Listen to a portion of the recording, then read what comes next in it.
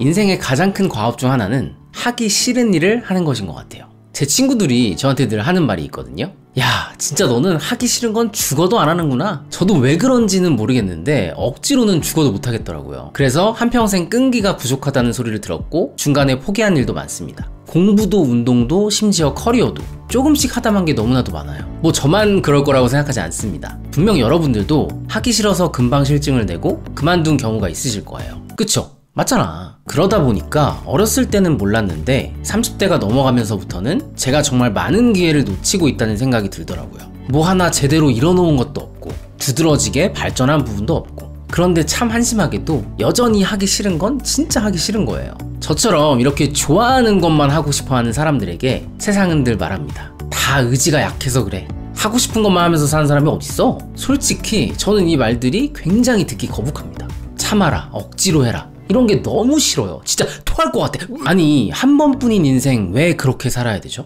성공을 위해서 혹은 행복을 위해서 굳이 많은 걸 포기하고 억눌러야 하는 이유가 대체 뭘까요? 뭔가 크게 잘못되어 가고 있다는 생각 해본 적 없으세요? 자기개발, 동기부여 관련 업계 종사자들이 굉장히 싫어할 만한 말이지만 제가 이전 영상에서도 공유해 드렸을 거예요. 미국의 자기개발 프로그램의 대다수는 실패 확률이 무려 97%나 된다는 것을요. 뭐 통계야 정확하지 않을 수는 있겠지만 이 분야가 끊임없이 인기를 끌고 사람들이 계속 목말라 하는 걸 보면 역설적으로 그만큼 실패한 사람이 많아서가 아닐까 라는 생각도 들고요. 자, 본론에 앞서서 길게 이야기를 했는데 오늘 영상의 요지는 내가 원하는 것을 이루기 위해서 또는 더 행복하고 성공한 인생을 위해서 하기 싫은 것을 억지로 하지는 말자입니다. 더 정확히 말하면 꼭 싫어하는 방식으로 할 필요가 없다는 게 맞겠네요. 솔직히 우리가 늘 기분 좋고 행복한 일만 하면서 살 수는 없어요. 건강을 위해선 맛있는 것을 자제해야 할 때도 있고, 자제하기 싫어. 성장을 하려면 귀찮고 어려운 과정도 겪어야 하니까요. JYP 엔터테인먼트의 박진영 대표도 이렇게 말했습니다. 저는 하고 싶은 일을 하면서 살고 있지만 그 일 중에 80%는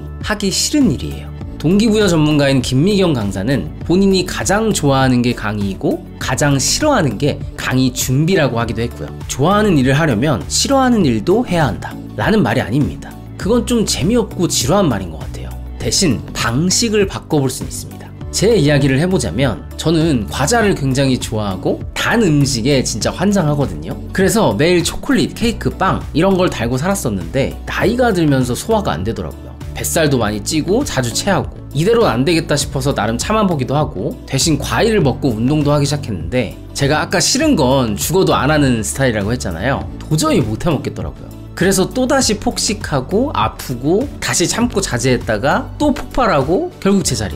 이게 억누르고 억지로 하다 보니까 오히려 더 건강이 안 좋아졌어요. 그 전에는 적어도 스트레스는 안 받았었는데 말이죠. 그래서 방식을 바꿔봤습니다. 그리고 저는 이 방식으로 싫어하는 많은 것들을 아주 쉽고 편안하게 해낼 수 있었어요. 제 방식은 이랬습니다. 싫어하는 걸 좋아할 수 없다면 적어도 싫지 않게만 만들자. 좋아하는 걸 포기할 수 없다면 싫지 않은 것과 함께 하자. 이게 무슨 말이냐면 하기 싫은 것을 할 만한 것으로 대체해버리자는 겁니다. 자, 저는 더 이상 단 것을 지나치게 많이 먹지도 않고 건강한 음식을 좋아하게 됐는데요. 그 첫 시작은 요거트였어요. 당이 전혀 없는 플레인 맛이었기 때문에 정말 맛이 없더라고요. 그래서 고민을 했죠. 어떻게 하면 싫어하는 것을 싫지 않게 만들 수 있을까? 그래서 거기에 좋아하는 걸 첨가해봤습니다. 제가 좋아하는 초콜릿, 쿠키, 단 과자를 몽땅 넣은 거예요. 이렇게 하니까 와, 진짜 미쳤다. 개 맛있었습니다, 여러분. 물론 이게 건강한 음식은 아닌 게 되어버렸지만 적어도 예전에 단 것만 먹었을 때보다는 낫지 않을까요? 어쨌든 장에 좋은 유산균을 먹는 거니까 그때부터 요거트에 푹 빠졌는데 여전히 단 거를 너무 많이 먹게 되다 보니까 저도 양심은 남아 있었나 봐요. 좀 찔리더라고요. 그래서 먹기 싫은 과일을 조금씩 넣어봤습니다. 바나나, 사과, 블루베리, 귤 다양하게 시도해봤어요. 그랬더니 와, 미쳤다. 과일이 맛있더라고요. 물론 꿀을 좀 추가하기 참 신기한 게 평소에는 쳐다보지도 않았었던 과일들을 나도 모르게 맛있게 즐기고 있었어요. 그리고 먹는 양이 한정적이다 보니까 과자를 넣는 대신 과일을 더 많이 먹게 됐습니다. 이건 단순히 음식에만 해당되는 게 아니라 삶의 다양한 분야에 적용할 수 있습니다. 제가 그렇게 해서 싫어하는 일을 정말 많이 해냈고 무엇보다 즐길 수 있게 됐거든요. 건강하지 않은 음식을 실컷 먹으면서도 건강한 음식을 좋아할 수 있게 된 건 하기 싫은 일을 좋아하는 일과 함께 함으로써 할 만한 것으로 바꿔버렸기 때문입니다.